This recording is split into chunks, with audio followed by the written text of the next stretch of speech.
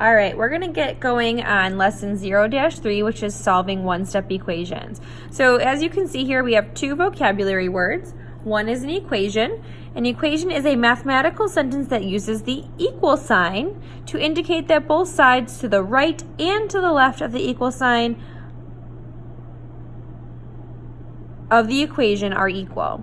So inverse operations. This is operations, so adding, subtracting, multiplying, and dividing. Those are all operations that undo each other. An example would be, what is the inverse operation of addition? Hopefully you would say to undo addition, you would use subtraction. Another example is, what is the inverse operation of multiplication? Well, to undo that, you would have to use division. So let's go ahead and give it a try. So it says to solve a one-step equation, first, number one, locate the blank in the equation. We are going to locate the variable. Remember, the variable is a letter that represents a number. You want to use the blank blank on blank sides of the equation. You want to use the inverse operation on both sides of the equation. And then lastly, you want to show or state your answer. All right, so let's get going on some examples. The first example we have here is x minus 7 is equal to 15. You always want to make sure you put a line down your equal sign so it separates the left side of your equation from your right. So I have x minus 7. So the opposite of minus 7 would be plus 7. So I'm using the inverse of minus 7 to plus 7.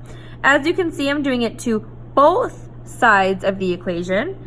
I could go ahead and cross off the minus 7, and I get x is equal to, and then 15 plus 7 is 22. And then this, I'm going to circle, state, show my answer. So x is equal to 22. Number 2, we now are going to put a line down the equal sign. I have 57 is equal to x plus 10. So I'm going to go ahead and subtract 10 from both sides. Cross off the 10s. And now on the right side, all I have left is x. My line means the equal sign. And then 57 minus 10 is going to be 47. You can leave it like this, or you can rewrite it to look like that. So x equals 47, or 47 is equal to x. Either one is totally acceptable. All right, number 3, line down the equal sign. Like we've stated before, in between the 8 and the y is multiplication.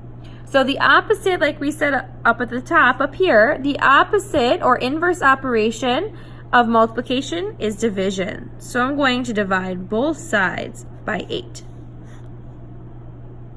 So then y is going to equal 72 divided by 8 is 9. All right, number 13. Line down the equal sign. Now this is 13 is equal to k divided by 4.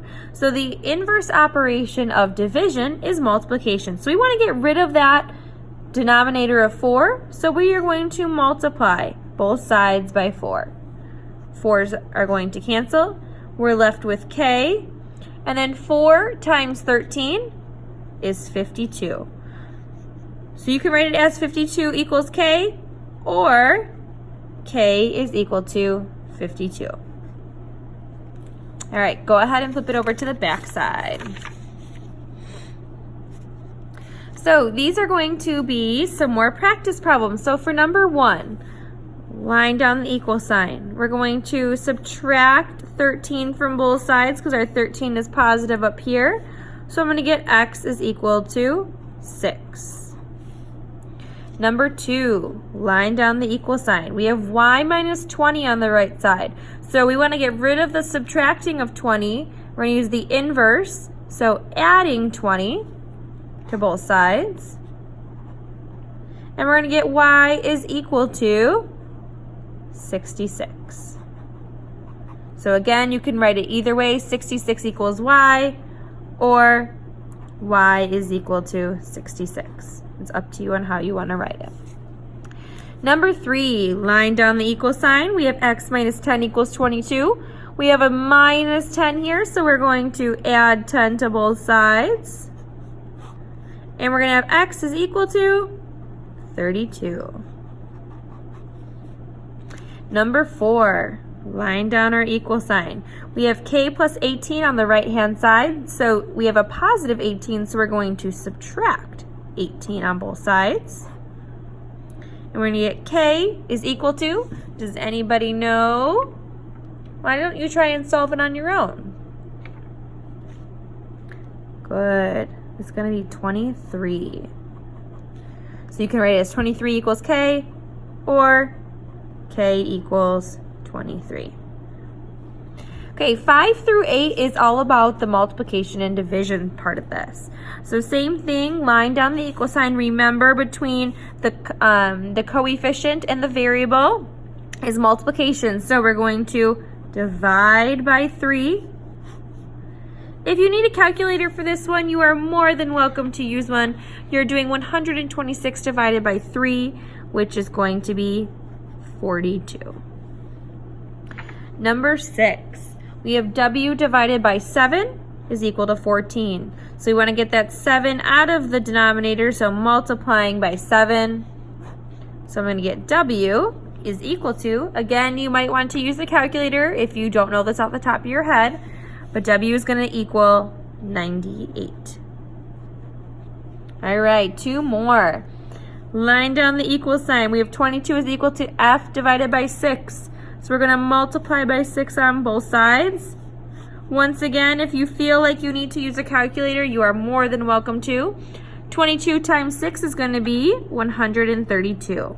So 132 is equal to f, or again, you could write it as f is equal to 132.